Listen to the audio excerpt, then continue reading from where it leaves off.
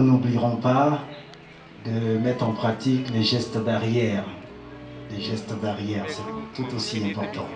Tous les réfugiés sur l'étendue du territoire recevront les dons. Vous avez dû vous rendre compte de la pluralité des nationalités qui sont représentées ici dans la communauté des réfugiés. Et ce sont les chefs de communauté qui sont là ce matin pour cette cérémonie. Je pense que ça va soulager beaucoup de réfugiés puisque c'est un lot qui sera réparti à l'ensemble des réfugiés en Côte d'Ivoire.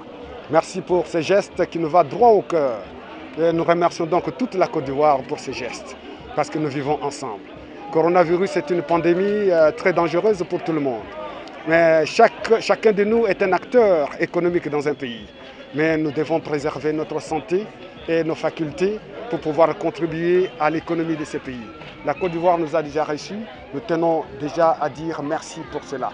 En tout cas, c'est cela que nous exprimons en ces jours. À travers ce don, nous avons sous notre responsabilité cette population dont nous avons la protection, savoir les réfugiés.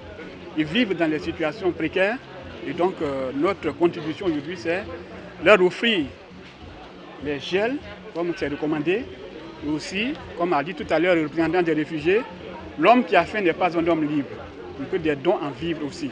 À travers, au-delà de cette remise, nous voulons contribuer aussi au message de sensibilisation, aux communications à travers les réfugiés pour que ces messages soient attendus dans leur communauté, aussi bien à Abidjan qu'à l'intérieur du pays.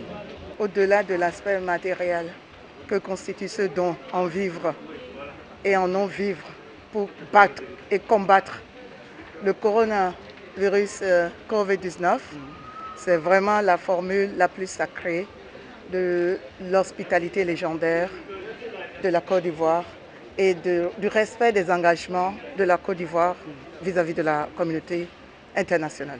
C'est aussi pour nous le message très fort que les réfugiés, les rapatriés, les personnes à risque d'apatridie, les demandeurs d'asile, toutes les personnes qui relèvent du mandat du Haut Commissariat des Nations Unies pour les réfugiés ne sont pas laissés pour compte, qu'ils sont inclus et ça marque vraiment l'intégration complète et l'espace de protection que la Côte d'Ivoire a accordé et nous en sommes infiniment reconnaissants.